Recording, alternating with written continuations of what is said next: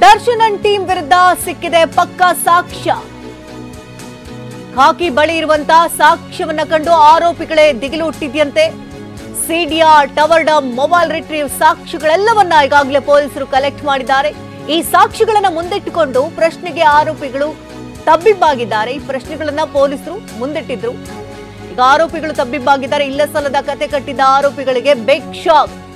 ಪ್ರಶ್ನೆಗಳಿಗೆ ತಕ್ಕ ಉತ್ತರ ಕೊಡಲೇಬೇಕಾದಂತಹ ಅನಿವಾರ್ಯತೆ ದಟ್ಟವಾಗಿದೆ. 2-3 ದಿನಗಳಿಂದ ಸಾಕ್ಷ್ಯವನ್ನ ಮುಂದಿಟ್ಟು ವಿಚಾರಣೆಯನ್ನು ನಡೆಸಲಾಗಿದೆ.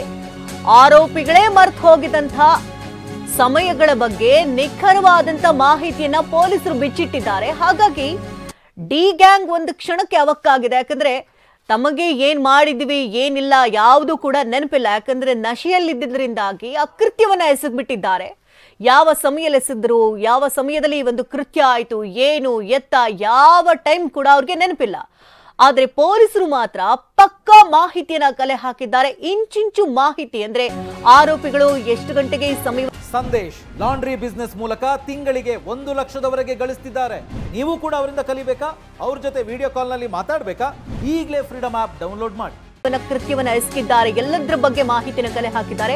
ಇತ್ತ ಮಹಿಳಾ ಸಾಂತ್ವನ ಕೇಂದ್ರದಿಂದ ಪವಿತ್ರ ಗೌಡರನ್ನ ಶಿಫ್ಟ್ ಮಾಡಲಾಗಿದೆ. ಅನ್ನಪೂರ್ಣೇಶ್ವರಿ ನಗರ ಠಾಣೆಗೆ ಕರೆತಂದಿದ್ದಾರೆ ಪೊಲೀಸರು. ಪವಿತ್ರ ಗೌಡರನ್ನ ಹಿಂಬಾಗಿಲಿನಿಂದ ಕರೆದೊಯ್ದಿದ್ದಾರೆ ಖಾಕಿ. ಪವಿತ್ರ ಗೌಡ ಕರೆತರ್ತಾ ಇದ್ದಂತೆ ಪೊಲೀಸ್ ಸ್ಟೇಷನ್ ಕಂಪ್ಲೀಟ್ ಆಗಿ ಲಾಕ್ ಆಗಿದೆ. ಠಾಣೆಯ ಮುಖ್ಯ ದ್ವಾರವನ್ನೇ ಪೊಲೀಸರು ಇಲ್ಲಿ ಬಂದ್ ಮಾಡಿದ್ದಾರೆ. ಅಂದ್ರೆ ಸಾರ್ವಜನಿಕರು ಏನ್ ಮಾಡ್ಬೇಕು, ಏನಾದ್ರೂ ಹೆಚ್ಚು ಕಮ್ಮಿ ಆದ್ರೆ ಪೊಲೀಸ್ ಸ್ಟೇಷನ್ ಅಂತ ಹೋದ್ರೆ ಇಲ್ಲಿ ದ್ವಾರವನ್ನೇ ಇಲ್ಲಿ ಕ್ಲೋಸ್ ಮಾಡಿದ್ದಾರೆ. ಶಾಮಿಯಾನದ ಜೊತೆಗೆ ಪೊಲೀಸ್ ಠಾಣೆ ಬಾಗಿಲನ್ನು ಕೂಡ ಇಲ್ಲಿ ಪೊಲೀಸರು ಬಂದ್ ಮಾಡಿದ್ದಾರೆ. ಪವಿತ್ರ ಗೌಡ ಕರೆತಂದ ತಕ್ಷಣ ಮುಖ್ಯ ದ್ವಾರ ಕಂಪ್ಲೀಟ್ ಆಗಿ ಕ್ಲೋಸ್ ಆಗಿದೆ.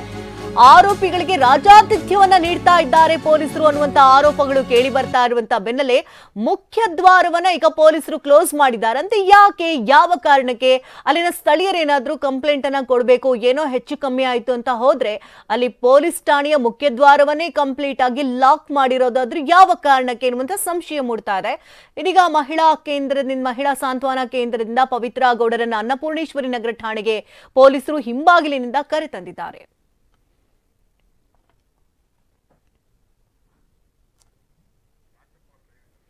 ಘಟನೆಗೆ ಸಂಬಂಧಪಟ್ಟಂತೆ ಹೆಚ್ಚಿನ ಡೀಟೇಲ್ಸ್ ನ ಕೊಡೋದಕ್ಕೆ ನೇರ ಸಂಪರ್ಕದಲ್ಲಿ ರಾಜಪ್ಪ ಇದ್ದಾರೆ. ರಾಜಪ್ಪ, 3 ದಿನದ ವಿಚಾರಣೆ ನಡೆದಿದೆ. ಈಗ 4ನೇ ದಿನದ ವಿಚಾರಣೆ ಅಂದ್ರೆ ಪ್ರತ್ಯೇಕವಾದಂತಹ ವಿಚಾರಣೆ ನಡೆದಿತ್ತು. ಇವತ್ತು ಮುಖಾಮುಖಿಯಾಗಿ ವಿಚಾರಣೆ ನಡೆಸೋದಕ್ಕೆ ಪೊಲೀಸರು ಸಿದ್ಧತೆಯನ್ನ ನಡೆಸಿಕೊಂಡಿದ್ದಾರೆ ಅನ್ನೋದ್ರ ಬಗ್ಗೆ ಮಾಹಿತಿ ಸಿಗ್ತಾ ಇದೆ. ಜೊತೆಗೆ ಇಲ್ಲಿ 13 ಜನ ಆರೋಪಿಗಳೇನಿದ್ದಾರೆ ತಾವು ಯಾವ ರೀತಿ ಕೃತ್ಯವೆಸಗಿದ್ರು, ಏನು ಎತ್ತ ಎಲ್ಲವನ್ನ ಮರ್ತು ಹೋಗಿದ್ದಾರೆ ಅಂತ. ಆದ್ರೆ ಪೊಲೀಸರು ಮಾತ್ರ ಇಂಚಿಂಚು ಮಾಹಿತಿಯನ್ನ ಕೂಡ ಕಲೆ ಹಾಕಿದ್ದಾರೆ ಅನ್ನೋದ್ರ ಬಗ್ಗೆ ಮಾಹಿತಿ. ಜೊತೆಗೆ ಈಗ ಪೊಲೀಸರು ಅನ್ನಪೂರ್ಣೇಶ್ವರಿ ನಗರ ಠಾಣೆಗೆ ಕರೆತಂದಿದ್ದಾರೆ. ಅದರ ಮುಂಬಾಗಿಲನ್ನ ಕಂಪ್ಲೀಟ್ ಆಗಿ ಬಂದ್ ಮಾಡಿದ್ದಾರೆ ಅನ್ನೋ ಬಗ್ಗೆ ಮಾಹಿತಿ ಕೂಡ ಸಿಗ್ತಾ ಇದೆ.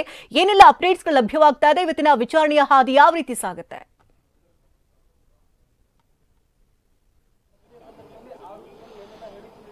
ಶಕುಂತಲಾ ರೇಣುಕಾಸ್ವಾಮಿ ಕೊಲೆ ಪ್ರಕರಣದಲ್ಲಿ ಪೊಲೀಸರು ಇಂಚಿಂಚು ಮಾಹಿತಿಯನ್ನು ಕೂಡ ಕಲೆ ಹಾಕುವಂತ ಕೆಲಸವನ್ನ ಮಾಡ್ತಿದ್ದಾರೆ. ಅದರ ಜೊತೆಗೆ ಠಾಣೆಗೆ ಶಾಮಿಯಾನ ಹಾಕೊಳ್ಳೋದು, ಜೊತೆಗೆ ಮುಖ್ಯಧಾರವನ್ನೇ ಬಂದ್ ಮಾಡುವಂಥದ್ದು, ಇದು ಎಲ್ಲೋ ಒಂದ್ ಕಡೆಗೆ ಅಂದ್ರೆ ಕರ್ನಾಟಕ ಅಂದ್ರೆ ಪೊಲೀಸರ ಒಂದು ದಕ್ಷ ಕೆಲಸಕ್ಕೆ ಹೆಸರುವಾಸಿಯಾದಂತಹ ರಾಜ್ಯ. ಈ ರಾಜ್ಯದಲ್ಲಿ ಸ್ಟೇಷನ್ಗೆ ಶಾಮಿಯಾನ ಹಾಕೊಂಡು ಆರೋಪಿಗಳಿಗೆ ರಾಜ್ಯಾತಿಥ್ಯ ಕೊಡ್ತಿರುವಂತಹ ವಿಚಾರ ಏನಿದೆ, ಇದು ನಾಚಿಕೆಗೇಡಿನ ಸಂಗತಿ ಅನ್ನುವಂಥದ್ದನ್ನ ಸಾರ್ವಜನಿಕರು ಮಾತಾಡ್ಕೊಳ್ತಾ ಇದ್ದಾರೆ.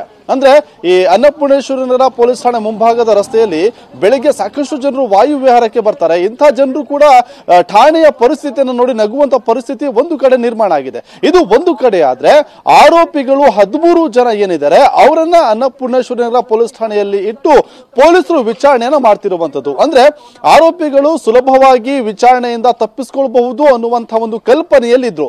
ಅದೇ ಒಂದು ಕಾರಣಕ್ಕೋಸ್ಕರ 4 ಬಂದು ಮೊದಲಿಗೆ ಶರಣಾಗ್ತಾರೆ. ಇದರಲ್ಲಿ ದರ್ಶನ್ ಪಾತ್ರವನ್ನ ತರಲೇಬಾರದು ಅನ್ನುವಂತಹ ನಿಟ್ಟಿನಲ್ಲೂ ಕೂಡ ಒಂದಿಷ್ಟು ಪ್ಲಾನ್ಗಳೆಲ್ಲವೂ ಕೂಡ ಆಗಿರುತ್ತೆ. ಆದ್ರೆ ಪೊಲೀಸರ ಒಂದು ತೀವ್ರ ವಿಚಾರಣೆಯಲ್ಲಿ ಅವರ ಪಾತ್ರ ಇರುವಂತದ್ದು ಸ್ಪಷ್ಟವಾಗಿ ಕಾಣುತ್ತೆ. ಹಾಗಾಗಿ ಏನು ಪ್ರತ್ಯೇಕವಾದಂತಹ ವಿಚಾರಣೆಯನ್ನ ಇಷ್ಟು ದಿನಗಳ ಕಾಲ ಪೊಲೀಸರು ನಡೆಸಿದ್ರು. ಇವತ್ತು ಮುಖಾಮುಖಿಯಾದಂತಹ ವಿಚಾರಣೆ ನಡೆಸೋದಕ್ಕೆ ಎಲ್ಲಾ ರೀತಿಯಾದಂತಹ ಒಂದು ಸಿದ್ಧತೆಯನ್ನ ಮಾಡ್ಕೊಂಡಿರುವಂತದ್ದು. ಅಂದ್ರೆ ಶರಣಾದಂತಹ 4 ಪ್ರತ್ಯೇಕವಾಗಿ ವಿಚಾರಣೆ ಮಾಡಿದಂತಹ ಸಂದರ್ಭದಲ್ಲಿ ಒಬ್ಬೊಬ್ಬರ ಉತ್ತರ ಕೂಡ ಕೊಲೆ ವಿಚಾರದಲ್ಲಿ ಒಂದೊಂದಾಗಿತ್ತು. ಆ ಒಂದು ಹಿನ್ನೆಲೆಯಲ್ಲಿ ಒಂದಿಷ್ಟು ಸಾಕ್ಷ್ಯಗಳೆಲ್ಲವನ್ನ ಕೂಡ ಕಲೆ ಹಾಕೊಂಡು ಇವತ್ತು ಮುಖಾಮುಖಿಯಾಗಿ ವಿಚಾರಣೆ ನಡೆಸುವಂತಹ ಸಾಧ್ಯತೆಗಳು ಕೂಡ ಇರುವಂತದ್ದು. ಅದರ ಜೊತೆಗೆ ಅವರ ಪಾತ್ರ ಏನಾಗಿತ್ತು ಅಂದ್ರೆ ಪೊಲೀಸರು ಎಲ್ಲವನ್ನ ಕೂಡ ಗಂಭೀರವಾಗಿ ತೆಗೆದುಕೊಳ್ಳೋದಿಲ್ಲ ಅನ್ನುವಂತಹ ಮನಸ್ಥಿತಿಯಲ್ಲಿ ಇದ್ದಂತಹ ಆರೋಪಿಗಳಿಗೆ ನಿಜಕ್ಕೂ ಕೂಡ ಶಾಕಿಂಗ್ ಆಗಿದೆ ಅಂತ ಹೇಳ್ಬೋದು. ಶಕುಂತಲಾ, ಇದಕ್ಕೆ ಸಂಬಂಧಪಟ್ಟಂತೆ ಮತ್ತೊಂದು ಬ್ರೇಕಿಂಗ್ ಸುದ್ದಿ ಬರ್ತಾ ಇದೆ.